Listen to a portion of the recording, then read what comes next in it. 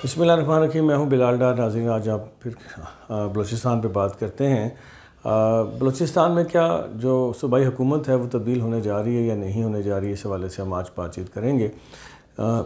ہمیشہ کی طرح آپ سے پھر ریکویسٹ کروں گا کہ یوٹیوب پہ میرے چینل پاکستان والا ٹی وی کو سبسکرائب کر دیجئے۔ ناظرین، بلوچستان میں بھی ایک تیاری تو کافی عرصے سے جام کمال صاحب کر رہے ہیں۔ جس دن سے ان کی حکومت گئی اس کے بعد سے وہ متحرک ہیں اور کوشش میں ہیں کہ قدوس بدینجو صاحب کی حکومت کو گرایا جائے، اور اس کے لیے انہوں نے جب مرکز میں حکومت کے خلاف تحریک عدم اعتماد لائی جا رہی تھی تو انہوں نے پی ڈی ایم کے سامنے یہ تجویز رکھی تھی، شرط رکھی تھی کہ ٹھیک ہے باپ پارٹی آپ کی سپورٹ کرے گی، لیکن جواب میں جب اس کے عمران خان صاحب کے خلاف تحریک عدم اعتماد کامیاب ہو جائے گی تو پھر اس کے بعد اگلے مرحلے میں ہم بلوچستان میں حکومت تبدیل کرنا چاہتے ہیں اور اس کے لیے آپ ہمارا ساتھ دیں گے۔ تو اس وقت جو میرے ذرائع ہیں اس کے مطابق سردار اختر مینگل صاحب نے اس کی نفی کر دی تھی، اور وہیں پہ اور انہوں نے کہا تھا کہ ہمیں بلوچستان میں حکومت تبدیل کرنے کا کوئی فائدہ نہیں، ہمیں کیا ضرورت ہے اس معاملے میں پڑھنے کی، تو اس وقت ان کا انکار ہو گیا تھا۔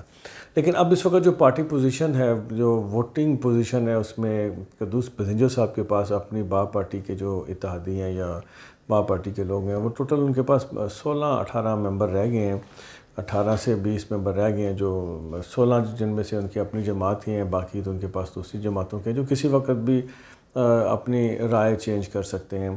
باقی جو قدوس بدینجو صاحب کی حکومت کو اس وقت سہارا دیا ہوا ہے وہ ہے بی این پی مینگل اور جمعیت علماء اسلام۔ تو جمعیت علماء اسلام کے مولانا واسع صاحب کے کچھ بیانات پہلے بھی آ چکے تھے، وہ اس کے بارے خبریں آ چکی تھیں کہ وہ بھی تگ کر رہے ہیں کہ حکومت چینج کی جائے، لیکن اس کے بعد بی این پی مینگل نے ایسا نہیں ہونے دیا۔ لیکن مولانا واسع صاحب ہمارے ذرائع کے مطابق حکومت کی تبدیلی کے لیے کوشاں رہے، اور ان جمعیت کے اندر سے کچھ اور دوستوں کی خواہش تھی کہ حکومت کو چینج کیا جائے، ہمارا اپنا سی ایم آنا چاہیے۔ تو اس حوالے سے ایک طرف تو یہ خبریں ہیں کہ جو ہمارے ذرائع بتاتے ہیں کہ جمعیت علماء اسلام کے جو ممبران ہیں، پارلیمانی پارٹی ہے یا صوبائی جو پارٹی ہے، ان کے اندر یہ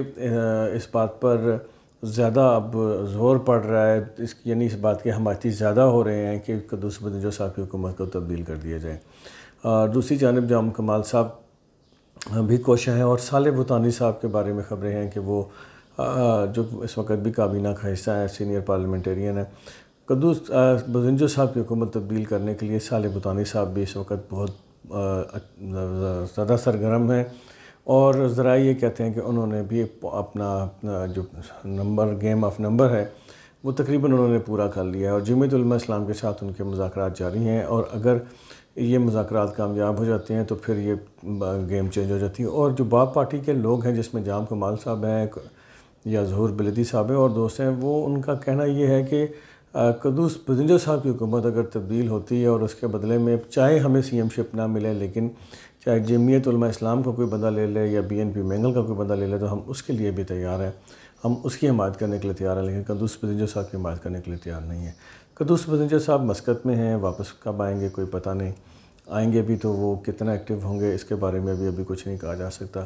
لیکن قدوس بدینجو صاحب کی حکومت اب اس وقت خطرے میں ہے۔ دیکھنا یہ ہے کہ اب وہ ہمیشہ کی طرح اپنی حکومت کو بچا پاتے ہیں کہ نہیں۔ قدوس بدینجو صاحب کو بھی جوڑ توڑ کا بادشاہ کہا جاتا ہے، اب دیکھتے ہیں اس بادشاہ کی گیم کتنی کامیاب ہوتی ہے۔ یہ آنے والے دنوں میں ساری سچویشن مزید کلیئر ہو جائے گی۔ آخر میں پھر ریکویسٹ، میرے چینل کو ضرور سبسکرائب کر لیجئے گا، اور اپنی کمنٹ کے ذریعے اپنی رائے کا اظہار ضرور کیجئے گا۔ اللہ تعالیٰ آپ کو اور میرا حامی ناصر۔ السلام علیکم۔